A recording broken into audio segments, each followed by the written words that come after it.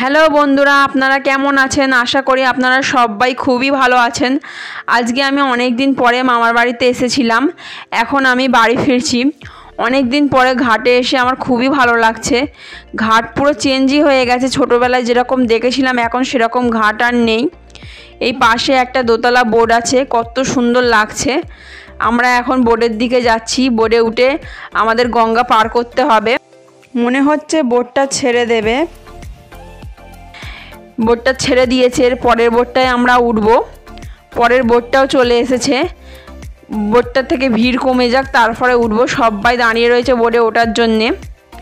চারিদিকটা বেশ কত সুন্দর লাগছে, গঙ্গার জলটা বেশ কত সুন্দর লাগছে। ফাইনালি আমরা বোটে উঠে পড়েছি। পাশের বোটটা আবার ওপারে যাওয়ার জন্য ছেড়ে দিয়েছে। এই 5 বছর পরে বোটে উঠে আমার তো খুবই ভালো লাগছে।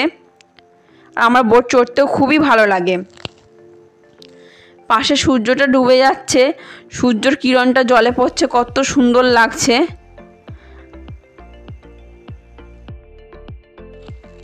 আমাদের বোট এখন মাঝগঙ্গার মধ্যে রয়েছে।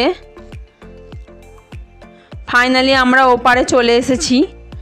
এখন ভাটা নেমেছে, জল পুরো নিচে নেমে গেছে। আমরা এখান থেকে আবার একটা অটো ধরে ব্যারাকপুর চিড়িয়ামোড়ের দিকে রওনা দেব।